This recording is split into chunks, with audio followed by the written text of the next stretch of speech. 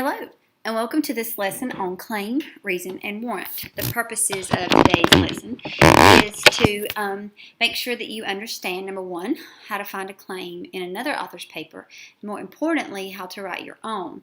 And then secondly, to know how to figure out how to support that claim with reasons and warrants. So your reasons and warrants are what is said and what is often unsaid in your paper that supports every argument. So let's start at the beginning. What is a claim? Well, a claim is anything that you assert to be true. Sometimes it's something that you assert to be true under specific situations. And it's very similar to your thesis. In fact, I would almost argue that claim and thesis are pretty much the same thing. It often comes at the beginning of your paper or in your essay in your first paragraph, and it's usually restated for emphasis at the end. But in an argumentative essay, sometimes the thesis is referred to as a claim. And then you'll have that claim at the beginning. It's the main thing you're setting out to prove. And then you'll have lots of mini claims throughout your paper. That would be, we're going to talk about the reasons and the evidence that you'll use to support that. So, for example, let's pretend that you want to make the claim that dolphins should be recognized as a category of non-human persons. Now, personally, I have not made this claim, but I have found other people did.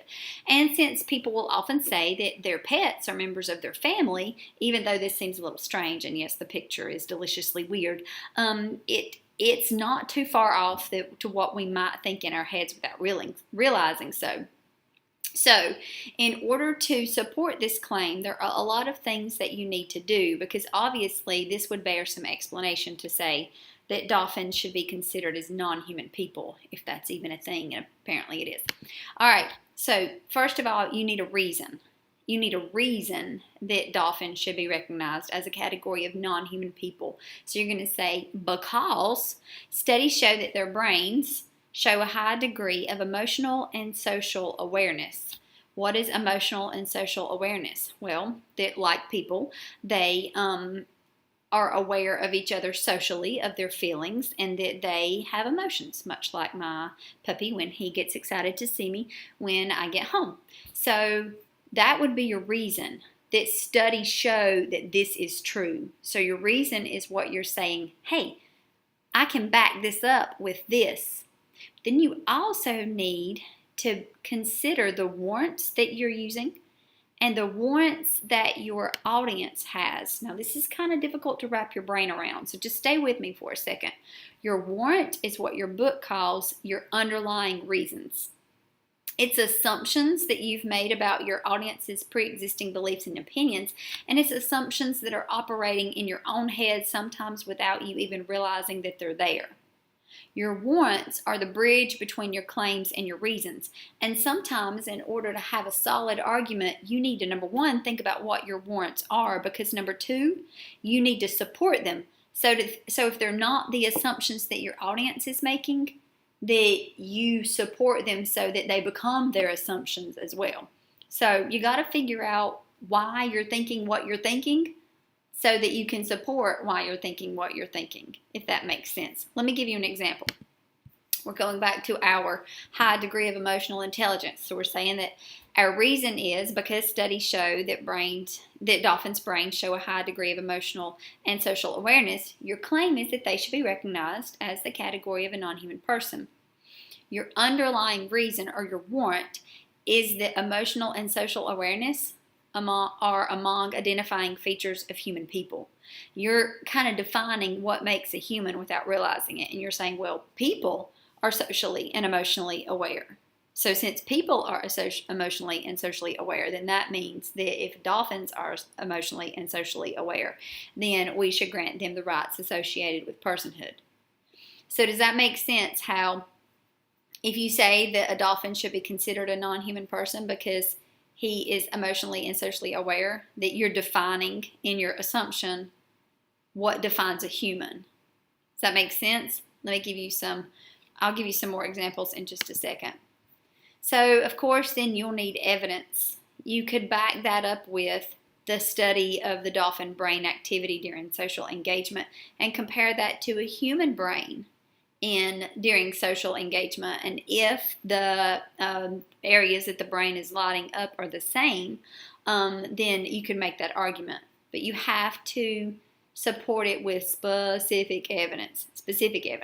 Okay, so sometimes it's hard to tell the difference between a reason and evidence, because here in our reason we said that studies show that the brain show a high degree of emotional awareness. That's your major reason. To make sure that you can back that up, you go further with other studies that talk about the brain activity during social engagement, and then you've supported it. Who really cares whether we call it evidence or reason? You just need to support it out the wazoo. And the more support and specific support you give, the better your argument will be.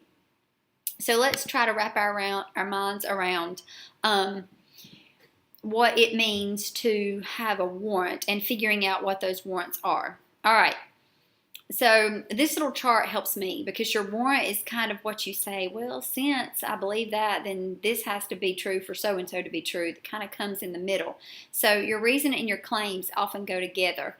Your reason here is that the mushroom is poisonous. Your claim is you shouldn't be eating mushrooms out in the field. So the warrant, the underlying assumption underneath that, is that eating poisonous things is a dumb idea. And so your assumption, which I think is a pretty safe one in this case, is that you shouldn't be eating dangerous things, because that goes kind of in the middle. The mushroom is poisonous. Don't eat dangerous things. The mushroom is poisonous. You shouldn't be eating it. Makes sense? Let's do another one. Here's a reason and a claim. My grandma makes me cookies. Your claim is that your grandma loves you. So your warrant, your underlying assumption, is that people who love you do nice things for you, like make you cookies. So what we're doing there is defining the qualities of loving somebody as an action, not just a feeling. So your warrant is that if you love somebody, there will be some service involved. All right, here's another one. Many businesses close after 10, therefore, here's your claim. Options for late night snacks are limited. So you need to ask why that would be. What assumptions can you make about Sleepy Little Far City, which is not so sleepy as it used to be, but Sleepy Little Far City, as to why that at midnight we've only got, I don't know, the drive-through at McDonald's and Taco Bell to choose from. I'm assuming, I don't know, I'm asleep by midnight. But so your underlying reasons for that would be that many people are asleep, like Miss Bright, so that businesses don't find it profitable to pay their employees to stay there.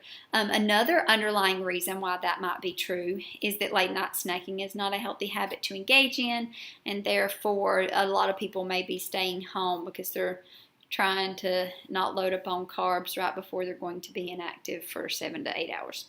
All right, so I hope those examples help, because it's your turn. I want you to, when the video pauses, to put in your answers that you think are the warrants for these. I'm going to give you some more examples here in a second.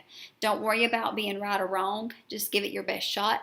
And we will discuss your answers in class on Tuesday. Okay, so here's your first one. Your reason is that your brother refuses to share his Cheez-Its with you. Your claim is that your brother is a jerk face.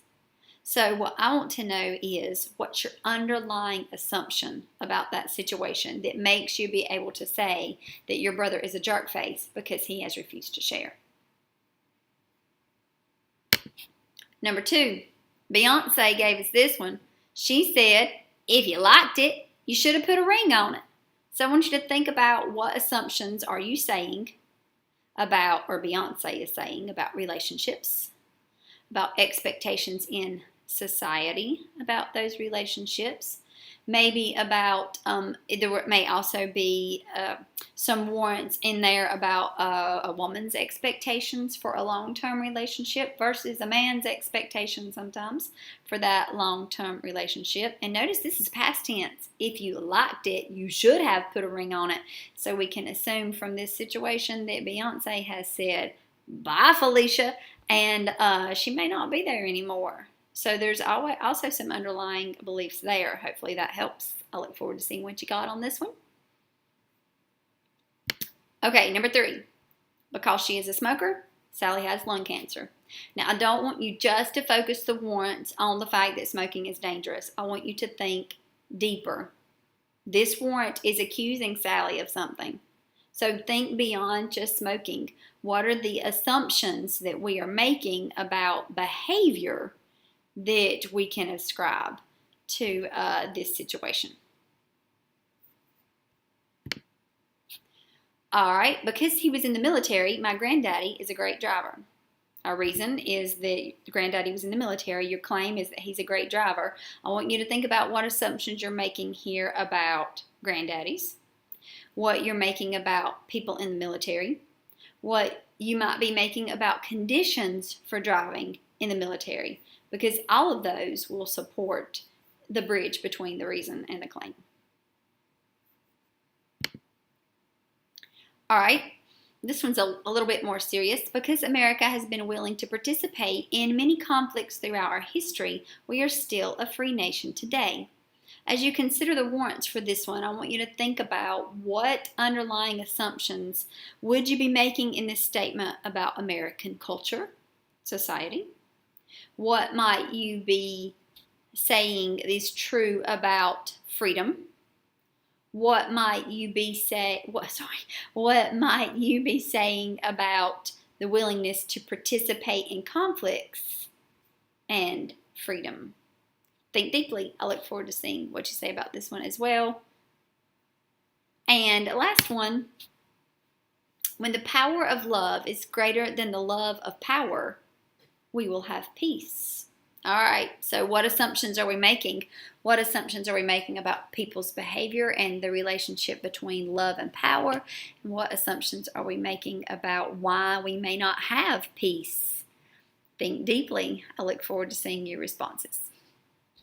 We'll talk more next week about claim, reason, and warrant when we dive a little bit further into the Toulmin argument.